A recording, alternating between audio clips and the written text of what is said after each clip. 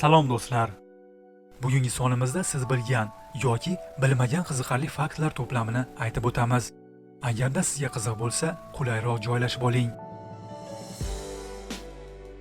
Statistika hisoblariga ko'ra, AQSh maktab o'quvchilarining 40% marixuanani chekib ko'rishgan. Yana 20% esa doimiy ravishda chekib yurishadi. O'zbekcha qilib aytganda, nasha. Inson tanasidagi qonni butunlay tugatish uchun 1.200.000 chivinlar chaqsa yetarli bo'ladi. 1859-yilda Avstraliya tabiatiga 24 dona quyonlarni qo'yib yuborishadi. Oradan 6 yil o'tib ularning soni e'tibor qiling 6 millionni tashkil etgan. Tanishing, Bessenji. Mazkur it zoti dunyodagi yagona vovullamaydigan it zoti hisoblanadi. Yana bir qiziqarli fakt.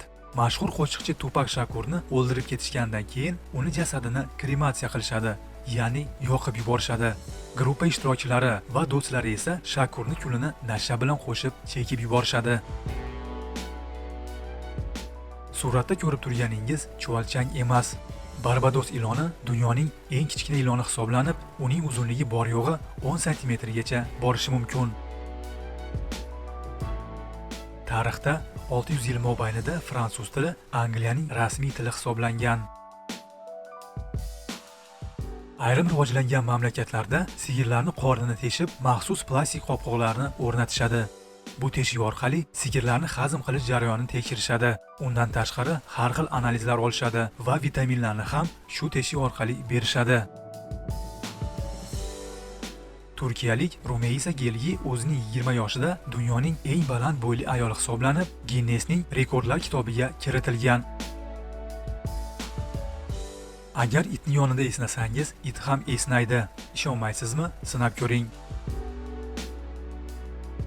Dubayda Wi-Fi palmalar o'rnatilgan bo'lib, palma orqali telefoningizni quvvatini to'ldirib olishingiz mumkin. Internet esa bepul. Palmalar esa quyosh nuri orqali quvvatlanadi.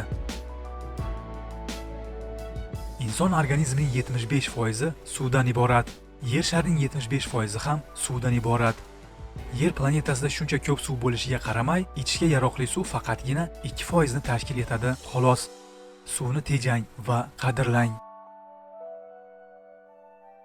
Aziz do'stlar, siz uchun eng qiziqarli faktni kommentariyada yozib qoldiring.